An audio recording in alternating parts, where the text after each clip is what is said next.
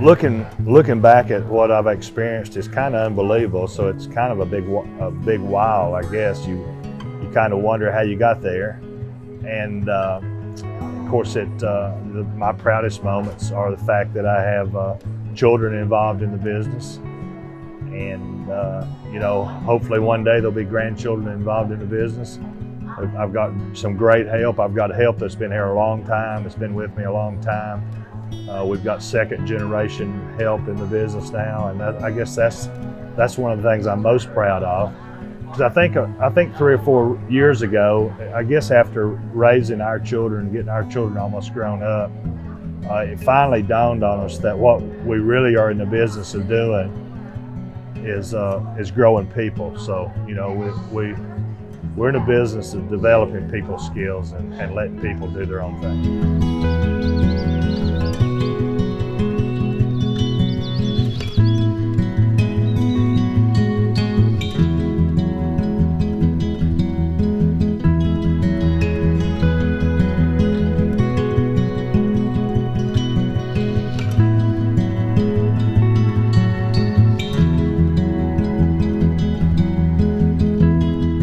I personally like everything to be family-oriented, all family included, family everything, family vacation. But so family business is just really important to me, and as many people as want to can come back and participate and help and do. So that's very important to me. I definitely like to be inclusive. I came from a small family. My mom was an only child, and there weren't very many people, and I always said I wanted a large family. And it's really important to me that we all get together and we break bread together and we eat, and certainly working together is just an extension of that, and that is important to me.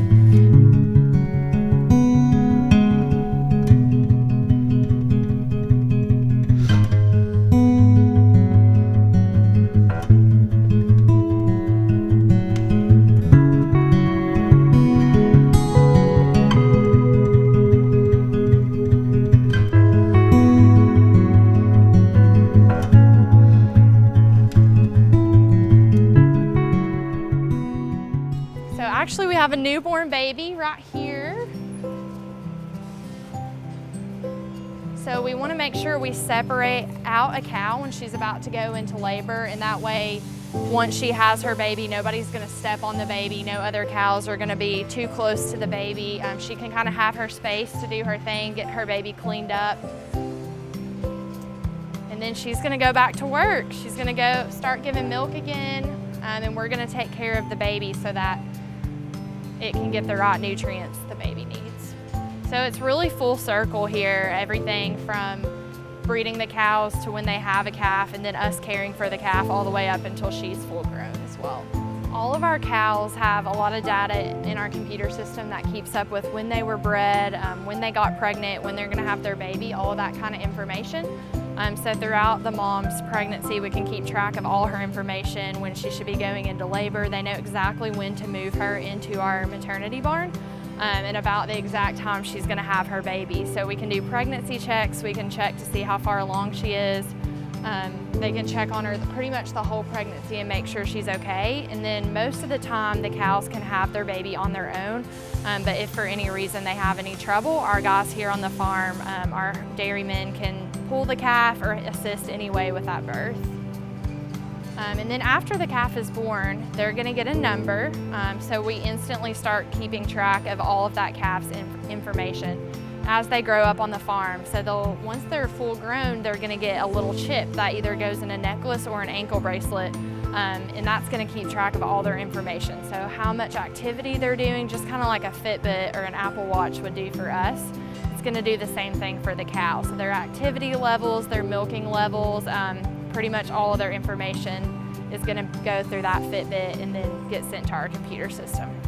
It's actually really cool because a lot of times when the mom is like having the baby and pushing, all the other cows will come up and they're kind of like mooing and coaching her along, so that's pretty cool to see.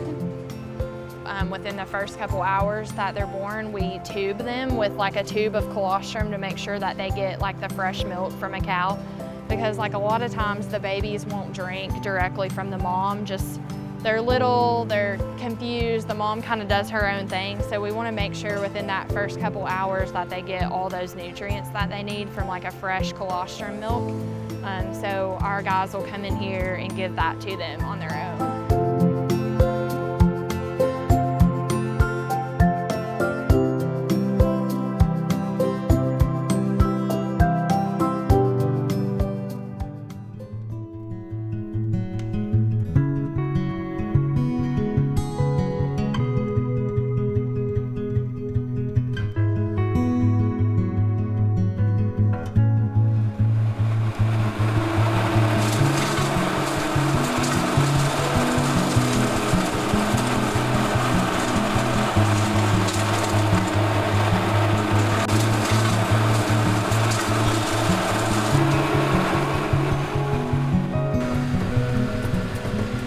So basically this is just the leftover matter when we get done combining the corn, which is basically where you're just removing the seeds off of it. It's called shelling.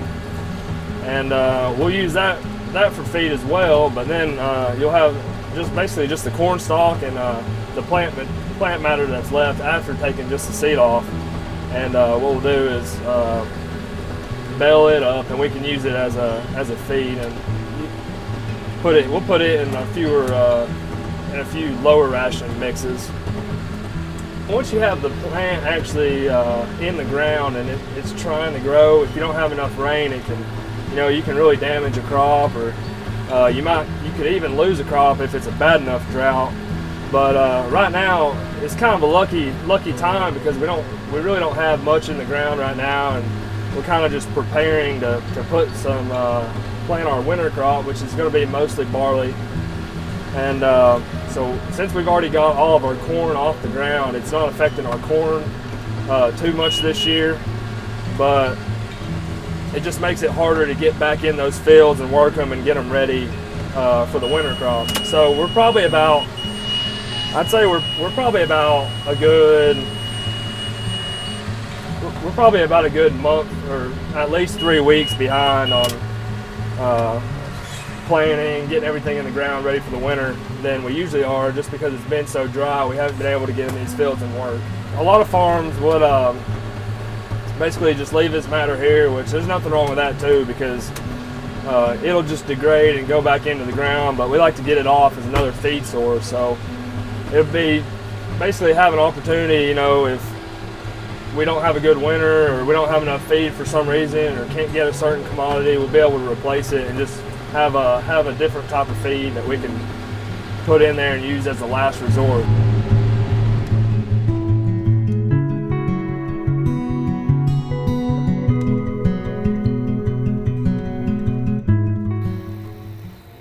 So right now we are in our baby calf section of the farm, and we have probably about 150 calves in here at any time.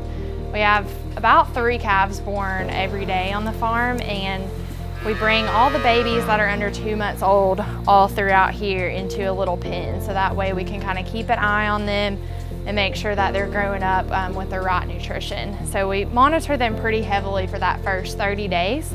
They're gonna get milk in a bottle twice a day. We'll have one of our nutritionists come through, and they'll just sit bottles up in here for the cows, and the calves will just drink straight out of that. They're also gonna get some water and some grain as well. And they'll stay in here for about 2 months until we group them in with other calves. So it's really important that we take care of calves, because this is where a lot of the whole process starts. We're raising our calves, we're helping the cows calve, bringing the babies over here, and then we want to raise them to be the healthiest that they can be so that they can grow up and have calves on their own and then produce an awesome milk for us. So we just want to make sure that from day one that they're getting the right nutrients and the right care that they need. This is my favorite part of the farm. I love the babies. My absolute favorite part is getting to watch a birth of a new baby and just seeing like the mom and the baby and everything happen, and then getting to play with like the new babies, the couple day old calves, is really cool.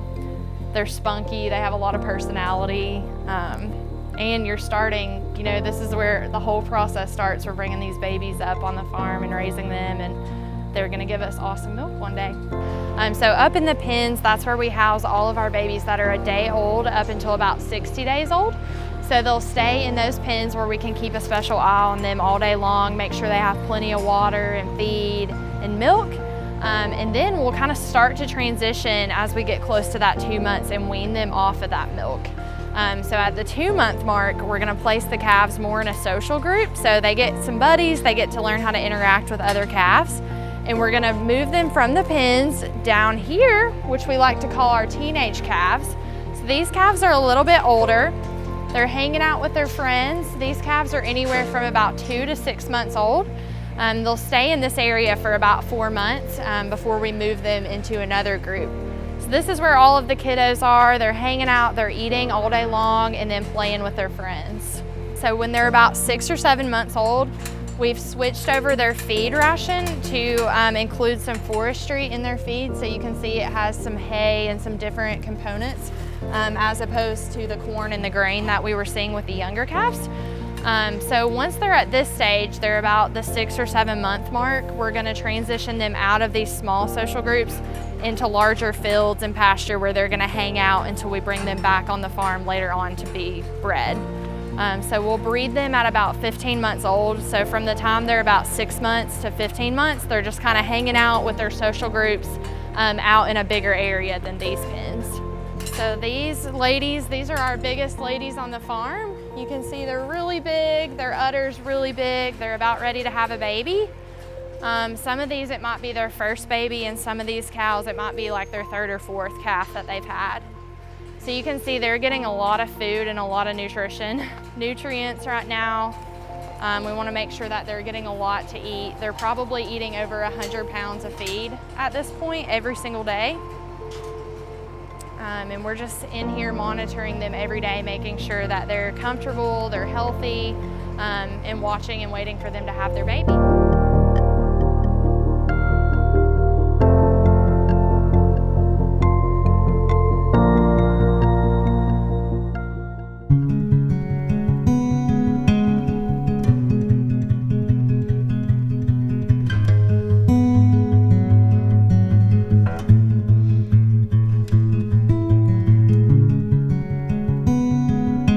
Standing in the feed center at Sweetwater Valley Farm, and this is where all the diets begin that are being fed to all the different animals on the farm.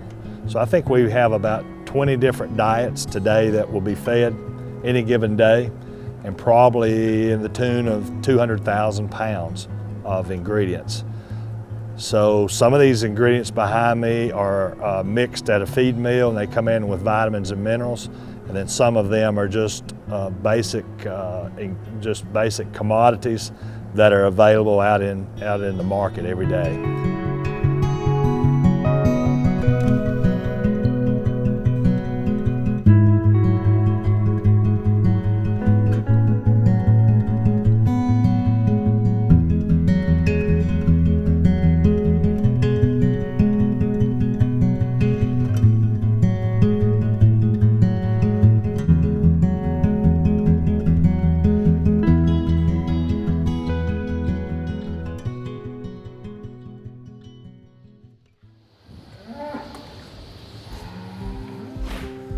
Yeah, so this is my office where I spend probably 3 or 4 hours of a day.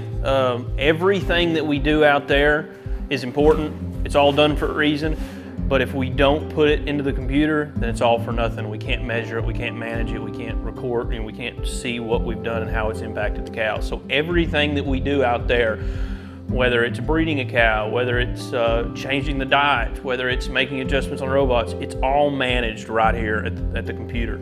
And we've got different key performance indicators that give us snapshots of certain points of data and certain things that we've done, and give us an idea of whether it was a good change or a bad change. We now have this technology. So how this is different is this goes on the neck of the cow, and basically this is up against right behind the ear of the cow, and there's an accelerometer in here, and so what it's doing is it's measuring the chews, and that's it. So when a cow is chewing, she's ruminating. That cow laying down over there is chewing. So that cow right there is actively making milk. That's what you love to see, a cow laying ruminating is a beautiful cow. That's a happy, healthy cow. She's generating milk and making milk right now, and sometime today she'll go to the robot and the robot will harvest it. Okay, so I'm going to walk you through the process of how the robot milks the cow. So it starts with the brushes. The brushes are used to disinfect and sanitize the teats. They do that by a peroxide solution being applied through this hose onto the brushes while the brushes are spinning. Then the brushes will go through each teat and spin 3 seconds under each teat, spinning and cleaning the teat. It comes back, another peroxide solution is applied, and it goes back and does the same thing again. So it does this action twice to make sure each teat is clean, disinfected. While it's doing that, it's stimulating the teat to allow for proper milk letdown. So once it finishes that task, it comes back to the home position, and that's when the lasers, the screen right here has lasers in it, and that's what are used to find the teats. Once it finds the teats, it attaches the cups. It will milk the teats until there's 50% of the milk flow drops, and then it'll pull the individual teat off depending on the milk flow of that teat. Once it's finished, it applies a iodine post dip through a spray nozzle right here, and it'll do that twice for each teat to ensure good coverage. All while that's happening, a pellet that has energy is being dispensed into this feed bucket to allow the cow to eat and snack while she's being milked. So once she's finished and the disinfectant is applied through the spray, the feed bucket retracts and the cow walks back and goes to either eat or lay down. Okay, so on this side, this is a milk jar, and this has about a 70-pound capacity. And on the screen here, we've got all the data that's being generated right now. Right here, you have a box where this is the animal info. So you've got her number, her transponder number, and it uses the transponder number. There's an antenna on the other side to read her to know if she's eligible to be milked or not, based off of her production per day and how long it's been since she's been milked. So right here, you've got the progress of this milking. So she's been in here for 6 minutes and 13 seconds. Her average visit time is 8 minutes and 20 seconds. So it uses that 8 minutes and 20 seconds it uses to divide how much energy, how much pellets it's going to give her. It's going to slowly dispense it throughout her visit. This is her milk yield. She's yielded 27 pounds thus far in this milking. You've got the individual quarter time. So the left front's been milking for 2 minutes and 32 seconds. The right rear's been milking for 3 minutes. And over here next to it, so the blue arrow is signaling that there's milk flow currently. That one just turned to a check mark. That means that quarter is complete. So it's pulled it off. And you've also got, if there's anything that goes on during the milking, and I want to interrupt it, I can interrupt the visit for whatever reason. I can sort her into a sort pen if I needed to, if I saw something wrong. So it's important to have this kind of technology, and really it's the data that we're collecting and how we're utilizing it. So we need historical data on all our cows so that we can make management changes and we can see trends easier, whether that's by group or by herd or even by individual cow basis. If you don't have data, you can't manage it. So the old saying, you can't manage what you don't measure. So we want to measure as much as we can possibly do. That way it gives us the ability to manage as much as we possibly can.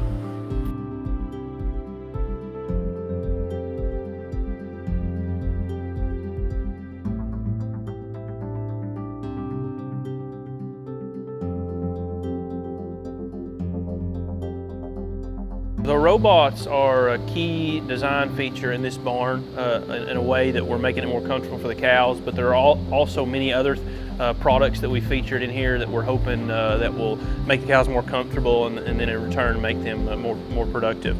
One of those being this plastic freestall.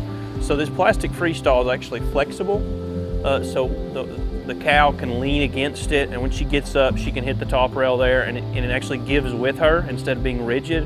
And what that'll do is it'll reduce injuries to the cow and also make it more comfortable for her. The sand bedding is another big benefit to this barn. The cows love it. It's cool in the summer, and it also conforms to their body, so they can mold it however they want. It's also antimicrobial, which helps a lot. A lot of bacteria and stuff, the growth is inhibited in the sand, which is great for milk quality.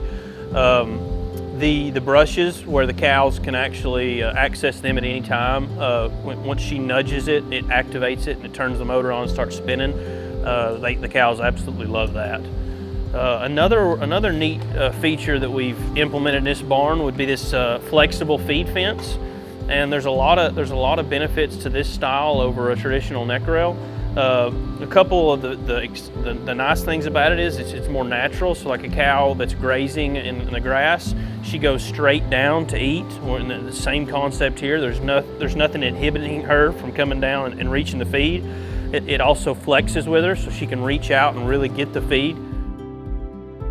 As a dairy, we try to be as self-sustaining as possible, and this is a big part of it, is waste management and utilizing that waste because we want the cows to be happy and healthy and produce a lot of milk. Well, in return, they produce a lot of manure. That manure can be used for really valuable things such as fertilizer for the crops. All the sand that we're using to bed the cows with to keep them comfortable. We're maintaining and recycling it.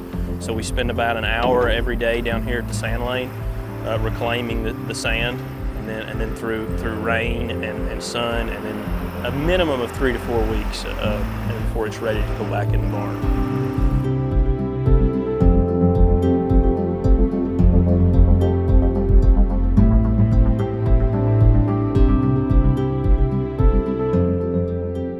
We are in our cheese make room.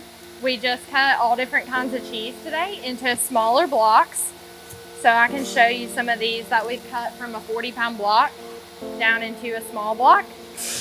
And so what they're doing back here is they're just cutting and packaging cheese that's already been aged. So we've brought it out of our cold room where it's been aging, and now we're cutting and packaging it to sell in our store. So my dad really wanted to sell a product on the farm. When we started out as a farming operation, we just sold our milk in liquid form. So we didn't really have visitors to the farm. We didn't open our farm up to the public. And he really wanted to be able to create a product using our milk and be able to sell it to the public. I think cheese was a good fit for us just because with everything else going on the farm, it has a really good laid back kind of schedule. It's just really easy to do cheese. You can do a lot at one time, and then the shelf life is really good. So it just kind of fit with what we were already doing on the farm. It wasn't as intense as like making ice cream or something like that. So we just decided to do cheese. We've been making cheese for about 20 years now.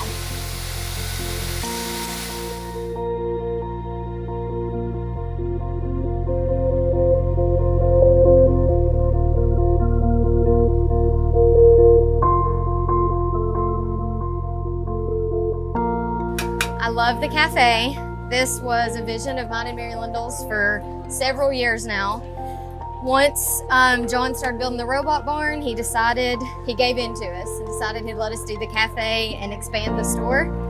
So this has been a passion of ours. We're really excited, and it's definitely brought a lot more locals out to see us, as well as our regular tourists. People are fascinated with the farm and they want to come out. They want to be able to see everything.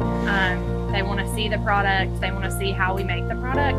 And they want to, do a tour and stay here for a while. So I think we had this barn, we had this space, and we're like, we want people to be able to come in to have our product and be able to hang out for a little while. So that inspired us to create a cafe where they can come in, eat our cheese on a sandwich that we just made next door. So I think that's why we really wanted to do a cafe. It's called Seed to Sandwich Cafe, and that came just from our whole theme of the farm, Seed to Sandwich. We talk about that a lot, about how we're starting with what we feed the cows on the farm, all the way up to getting their milk. Once they start producing milk, making sure that's high quality, all the way into making the cheese. And then now we get to serve it to the public on a sandwich. So it kind of all gets tied together from that very beginning process of the seed all the way up to the sandwich. We're a place for community to come and socialize, and we're a place that employees feel good and their family feel good about coming to work here, and our children feel good about coming to work here. It's evolved into to a very special place to live and work, I do believe, and can visit.